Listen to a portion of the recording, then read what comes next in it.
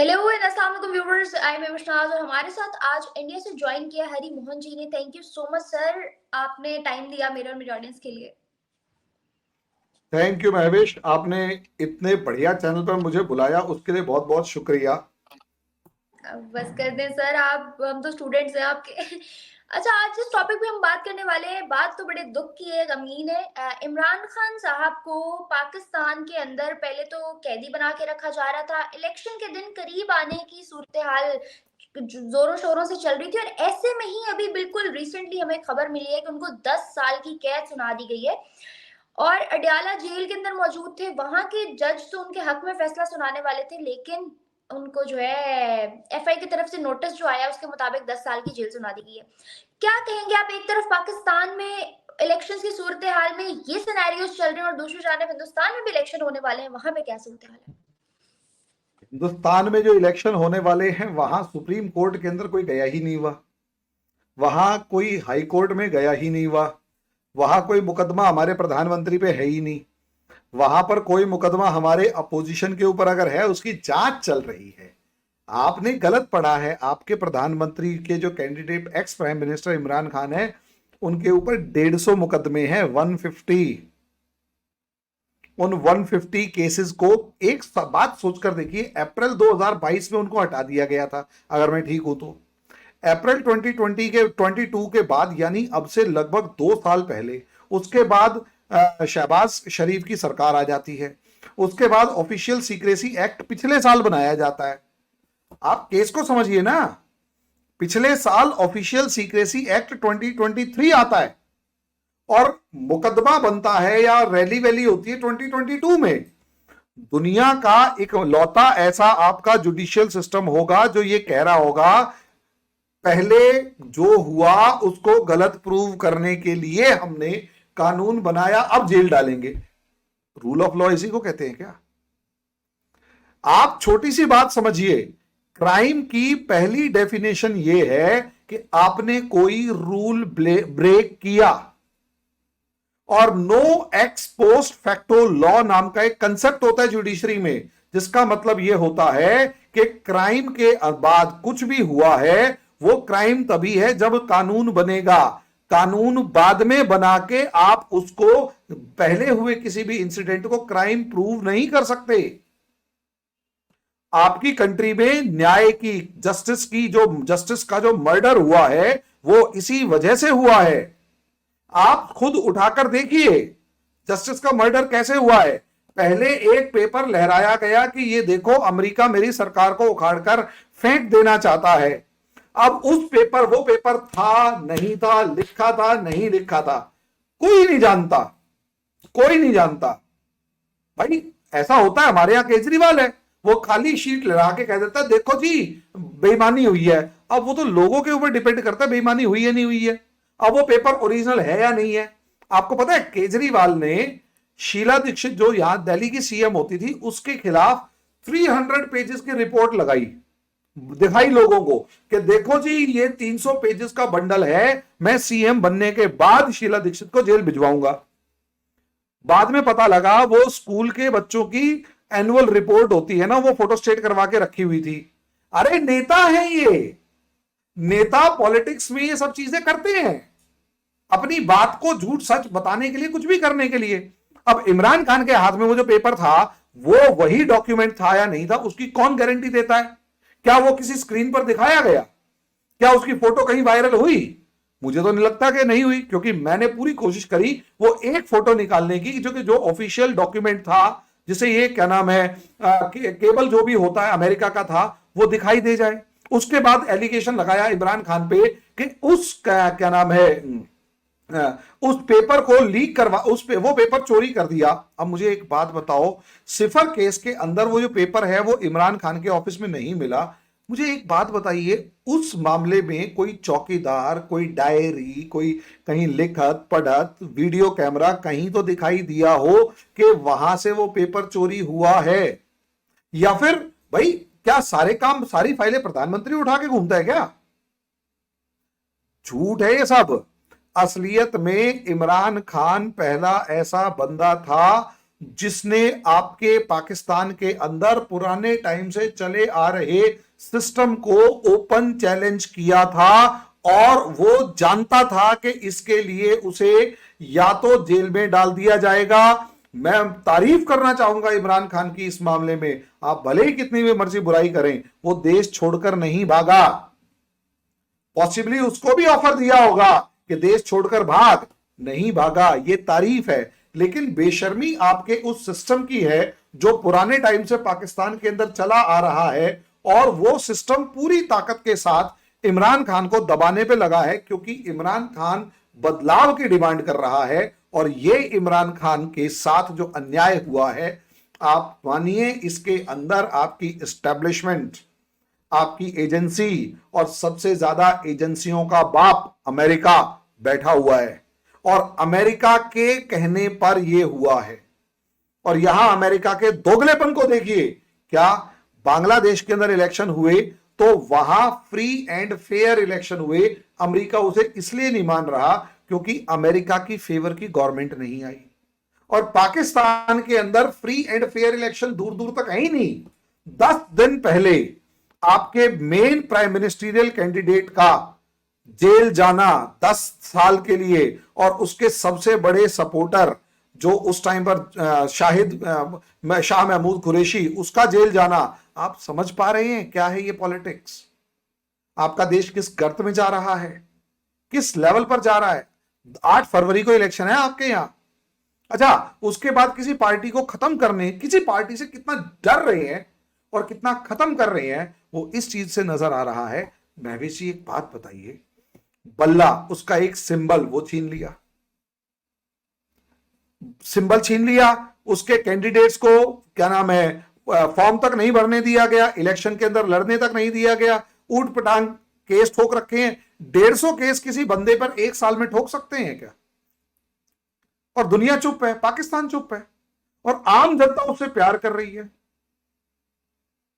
आम जनता प्यार कर रही है, क्योंकि जब ये खबर मेरे सामने बैठे हुए एक बंदे को पता लगी, वो तो रोने लग गई थी, वो रोने वाला चेहरा हो चुका था उसका। नहीं, उस इंसान की ग्राउंड पे पकड़ है, लोग उससे प्यार करते हैं। अब आप अंदाजा लगाइए, लोग प्यार कर रहे हैं। आपके यहां एस्टेब्लिशमेंट यही तो नहीं चाहती कि लोग किसी नेता से प्यार करें। आपकी एस्टेब्लिशमेंट चाहती है कि लोग चुपचाप ज़ॉम्बी बने, जहां वो कहें फट जाएं जाके, इसके अलावा कुछ नहीं। ये आपकी कंट्री की सबसे बड़ी प्रॉब्लम है। यस सर, मैं जानना चाहूंगी कि कौन से प्राइम मिनिस्टर ऐसे है जो इंडियंस चाहते हैं कि पाकिस्तान में आना चाहिए, क्योंकि नेबरिंग कंट्रियों से रिलेशंस पे इफेक्ट आ सकता है, लोगों के आपस के रिलेशंस और बाकी सारी पॉलिटिकल चीजें बेहतर हो सकती हैं। महवीश जी देखिए, इंडियंस के चाहने और ना चाहने से कोई फर्क नहीं पड़ता। जैसे इंडियंस चाहते हैं भारत में प्रधानमंत्री मोदी बने, ठीक है। हां, अगर आप एज एन इंडियन के दिल से पूछेंगे तो मैं तो यही आपको रिकमेंड भी करूंगा कि प्रधानमंत्री मोदी पाकिस्तान के भी प्रधानमंत्री बन जाए और इंडिया और पाकिस्तान के रिलेशंस बहुत अच्छे हो जाएंगे। हालांकि ऐसा होगा नहीं, इट्स अ जोक, लेकिन मेरे लिए तो यही होगा, क्योंकि इस लेवल की पर्सनैलिटी आपकी कंट्री में कौन है मुझे यह बता दीजिए, मैं उसको सपोर्ट करने के लिए तैयार हूं। इट इज अ जोक, ठीक है। जिस तरीके से इंडिया में, अच्छा, पाकिस्तानी कभी भी नहीं चाहेगा कि इंडिया में मोदी प्राइम मिनिस्टर बने। एक आम पाकिस्तानी कभी नहीं चाहेगा कि मोदी इंडिया में प्राइम मिनिस्टर बने। तो इसी तरीके से जो दुश्मनी होती है ना, उस दुश्मन देश के अंदर कभी कोई ये नहीं चाहता कि कौन दूसरा प्राइम मिनिस्टर बने, मतलब अच्छा ताकतवर प्राइम मिनिस्टर बने। क्योंकि प्राइम मिनिस्टर अगर ताकतवर होगा तो बाकी जो सिस्टम है वो सारे सुधर जाएंगे और देश ताकतवर बन के उभरेगा। और दुश्मन ताकतवर कोई नहीं चाहता, दुश्मन हमेशा कमजोर होना चाहिए। फिर भी मतलब आप भी दुश्मन मान रहे हैं। देखिए, बात मानने की नहीं है। आप मेरे बॉर्डर के ऊपर जिस दिन शांति होगी, मेरे बॉर्डर पर से आपकी तरफ से आने वाले जो अनचाहे मेहमान है वो आना बंद कर देंगे। मैं तो दुनिया को अपना वसुधैव कुटुंबकम मानता हूं कि पूरी दुनिया मेरा परिवार है, लेकिन सिर्फ वो जो मुझे माने, मेरी एग्जिस्टेंस को माने। गजवाए हिंद का नारा लगाने वालों को मैं अपना कभी नहीं मान सकता, और 1000 कट पॉलिसी मानने वालों को मैं कभी नहीं मान सकता। और मेरे देश में आतंकवादी भेजने वालों को तो मैं कभी अपना मान ही नहीं सकता। मेरा इंडिया के यहां अंदर पर आने का इलेक्शन एक क्या ऑब्जेक्टिव सूरत जो हाल है? होता है महवेश, वो यही होता है कि भाई अल्टीमेटली मेरी बात अगर सुन रहे हैं कुछ पाकिस्तानी तो सुने कि भाई हमारी भी कुछ शिकायतें हैं, उनके ऊपर थोड़ा ध्यान दे लो।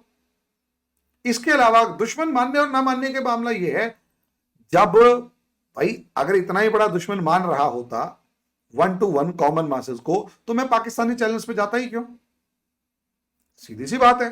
कोई दुश्मनी आम आदमी से नहीं है, उस एस्टेब्लिशमेंट से है, उस माइंडसेट से है जो मेरे देश को परेशान कर रहा है। अब वहां उस माइंडसेट को लीड करने वाला एक स्ट्रांग पर्सनालिटी आ जाएगा, फिर क्या कर लेंगे?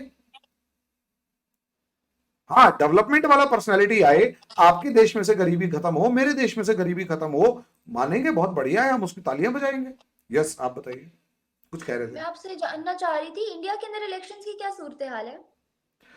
हमारे इलेक्शन नॉर्मल एज प्रोसेस चल रहा है। अपोजिशन डिवाइडेड है, बुरे हालात में है। राहुल गांधी को मोदी जी तो कहीं रोकते नहीं है, ठीक है, कि भैया तूने कौन सी यात्रा करनी है खुल के कर, 2 4 और कर, हमें कोई प्रॉब्लम नहीं है, सुबह शाम रोज कर, हमें क्या समस्या है, तू कर भाई। और जितनी इलेक्शन में यात्राएं करेगा उतना बीजेपी को फायदा है। आपको पता है हमारे यहाँ मजाक मजाक में क्या कहते हैं, बीजेपी का स्टार प्रचारक कौन है, स्टार कैंपेनर कौन है? राहुल गांधी। क्योंकि वो जब तक कोई स्टेटमेंट नहीं दे देता बीजेपी जीतती ही नहीं है। और मजे की बात यह है, राहुल गांधी जानबूझकर ऐसा कोई स्टेटमेंट, कोई भी ऐसा स्टेटमेंट देता है बीजेपी जीत जाती है। जैसे अभी थोड़े दिन पहले कहता है स्टोव के ऊपर कोयले जलते हैं, अब लोगों को मजा आ गया क्या, शाबाश, और बोल, अब स्टोव के ऊपर कोयले जलते हैं, आर यू ओके? लेकिन अब वो है ही ऐसा। अब वो पश्चिम बंगाल में गया, वेस्ट बंगाल, बंगाल के अंदर गया, बंगाल के अंदर उसकी रैली को किसने रोका? बंगाल में उसकी रैली को रोका ममता बनर्जी ने, जो उसकी पार्टनर है इलेक्शन में। उसके बाद वो बिहार आया, बिहार में उसकी रैली के साथ कलेश किसने किया? नीतीश कुमार, लालू प्रसाद यादव ने। क्यों किया? क्योंकि दोनों उसके पार्टनर है। अब आप पूछो बीजेपी ने रोका? ना ना, बीजेपी क्यों रोकेगी? बीजेपी तो कहेगी भाई तू 2 4 को और बुला ले, तू जितना मजबूत होगा बीजेपी और जीतेगी। तो हमारे यहाँ वो वाला कलेश नहीं है जो आप देख रहे हैं, हमारे यहाँ आपके बस के। हाँ जी। हरिमोहन जी, आपके राहुल गांधी मुझे अपने बिलावल भुट्टो लगते हैं। ऐसा है ना? प्रॉब्लम ये है कि आपके पास बिलावल भुट्टो, आपके पास राहुल गांधी का तो एक वो क्या नाम है, कॉपी है, मोदी का कॉपी नहीं है। सैड। जिस दिन मोदी का कॉपी होता ना, जिस दिन मोदी का कॉपी होता तो आपको प्रॉब्लम ना आ रही होती। समस्या यही है। चलिए, राहुल हम भी गांधी के तो बहुत कॉपी मिलेंगे, मोदी की कॉपी नहीं मिलती। चले हम भी उस अच्छे टाइम का इंतजार करें। एक और अपडेट आई, 19 लोगों को, 19 पाकिस्तानियों को सोमाली जो है पायरेट से हाईजैक किया गया, बचाया गया और इंडियन नेवी ने किया ये। मुझे बताएं, इंडिया ऐसी चीजों में दिमाग से चलता है या इंसानियत से चलता है? क्योंकि एक तरफ तो इंसानियत, पाकिस्तान। सिर्फ इंसानियत, क्योंकि उसमें पाकिस्तानी भी हैं। और यहां यहां थोड़ा ना, आप ये देखो यूक्रेन के अंदर कितने पाकिस्तानियों को लेके आए हैं हम लोग, लेकिन वहां उससे दुश्मनी थोड़ा ना पहले है।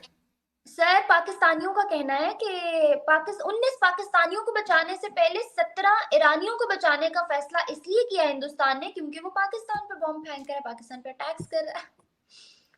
अच्छा, जिन्होंने कही कि पहले ईरानियों को बचाया फिर पाकिस्तानियों को बचाया, ये जितने बोलने वाले हैं वो उस सोमाली पायरेट्स के सामने खड़े होकर देख रहे थे क्या?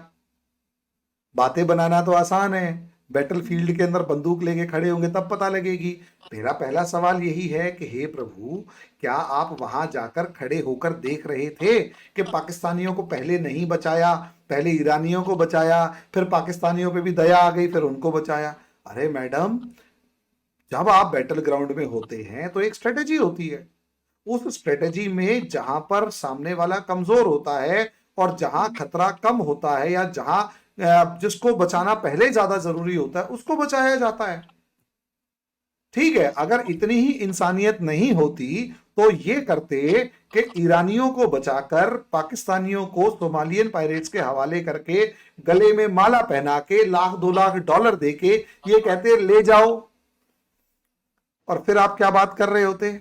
फिर आपका पाकिस्तानी मीडिया क्या बात कर रहा होता कि जी इंडिया की नेवी ने इंसानियत को तार तार कर दिया, पाकिस्तानियों को नहीं बचाया, ईरानियों को बचा लिया, ईरान इंडिया का दोस्त है, तब आप ये बात कर रहे होते। अभी क्या बात कर रहे हैं कि जी पहले उन्हें क्यों नहीं बचाया?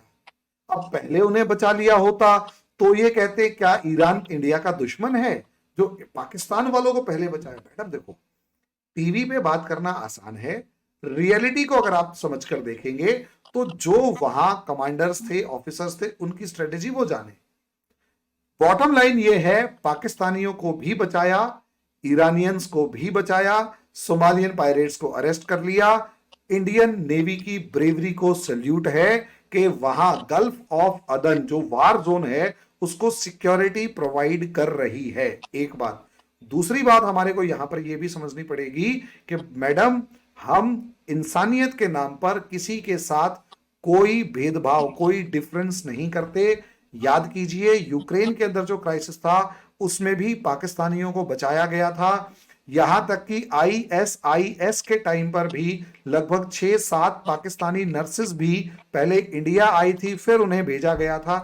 तो इंसानियत का काम है, इंसानियत में प्रॉब्लम नहीं है। हम जानते हैं हमारी दुश्मनी महविश से भी नहीं है, हमारी दुश्मनी उस माइंडसेट, एस्टेब्लिश्ड माइंडसेट से है जिसको इंडिया से दुश्मनी करके फायदा मिलता है। हम उससे लड़ते हैं, हर किसी से नहीं लड़ते। हमें पता है हमारा दुश्मन कौन है और दोस्त कौन है। सर एक आखिरी सवाल, आप देखें मुस्लिम कंट्रीज जितने भी हैं, चाहे वो यूएई है, सऊदीया हो या फिर टर्की की बात करें या कोई भी मुस्लिम कंट्री हो, उनके ताल्लुकात इंडिया से ज्यादा बेहतर है कंपैरेटिवली पाकिस्तान जो खुद को इस्लाम का बाप समझता है। उनको लगता है कि करता धरता इस रिलीजन के हम ही है। तो पाकिस्तान से अच्छा बॉन्ड होने की बजाय इंडिया के साथ अच्छा बॉन्ड क्यों है? इसमें किस चीज का सबसे बड़ा रोल है? क्योंकि पाकिस्तान में ही दुनिया के सबसे सच्चे मुसलमान रहते हैं, बाकी दुनिया के अंदर मुसलमान ही नहीं है। वो काफिरों से दोस्ती करने में बहुत मजा लेते हैं। क्या ये सही है? मैडम इस दुनिया में रिलीजन एक पर्सनल इशू है। महविश नाज का जो रिलीजन है वो सिर्फ महविश नाज का है। मैं हिंदू हूं, मैं प्रैक्टिसिंग हिंदू हूं, तो मेरा जो रिलीजन है वो मेरा है, ठीक है, पर्सनल है। मुझे महविश नाज के विश्वास के ऊपर कोई प्रॉब्लम नहीं है। आप जैसा अपने देवता को, आराध्या को पूजना चाहे पूजिए, मैं जैसे पूजना चाहूं मैं पूजूंगा। प्रॉब्लम यह है कि मैं आपको डिस्टर्ब ना करूं, आप मुझे डिस्टर्ब ना करें। यह है रियल फॉर्म ऑफ रिलीजन जो दुनिया फॉलो करती है। आपका रिलीजन यह है कि मैं मुसलमान हूं या नहीं हूं इससे मतलब नहीं है, तू मुसलमान क्यों नहीं है, इस क्योंकि मेरी नजर में तू मुसलमान नहीं है इसलिए मैं तुझे मारूंगा। Yes, this is the basic reason. और रही बात इंडिया की, इंडिया को धर्म की जगह, राजनीति की जगह रियलिटी से मतलब है। और हमें रियलिटी पता है कि धर्म से ज्यादा तरक्की की जरूरत होती है। अगर लोगों के पेट में रोटी है, सारी चीजें बढ़िया चल रही हैं, तरक्की बढ़िया कर रहे हैं, तो वो आदमी कभी हारेगा नहीं, ठीक है। और मिलिट्री स्टेट कभी भी ज्यादा दिन सरवाइव नहीं करते, एक ना एक दिन उन्हें डूबना होता है। और मिलिट्री स्टेट की सबसे बड़ी प्रॉब्लम यह होती है कि वो एक ना एक दिन आर्म्ड अपने ही देश के रिबेलियन का शिकार हो जाते हैं। सर आपने लोगों के मजहब की बात की, हमारे यहाँ तो आलू प्याज टमाटर हर चीज का मजहब है, हर हर चीज का अलग अलग रिलीजन है। तो ठीक है, हमारे यहाँ किसी चीज का मजहब नहीं होता। हमारे यहाँ राम मंदिर के अंदर भी इमाम साहब दिखाई देते हैं। दूध से जिस भगवान को नहलाया जाता है वो दूध किसकी भैंस का है उससे भी मतलब नहीं है, दूध दे के जाने वाला कौन है उससे भी मतलब नहीं है, क्योंकि मतलब धर्म से है और धर्म सामने वाले का उसका है, हमारा उसका है। प्रॉब्लम सिर्फ इतनी है कि हम जो सोचते हैं, आप जो सोचते हैं वो गलत है।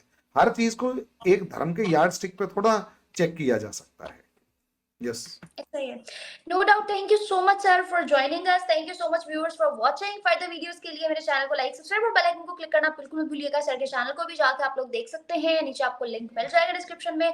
और मिलते हैं नेक्स्ट फर्दर वीडियोस में अच्छे अच्छे टॉपिक्स के साथ। मुझे मेरे गेस्ट को दें इजाजत, अल्लाह हाफिज। Thank you.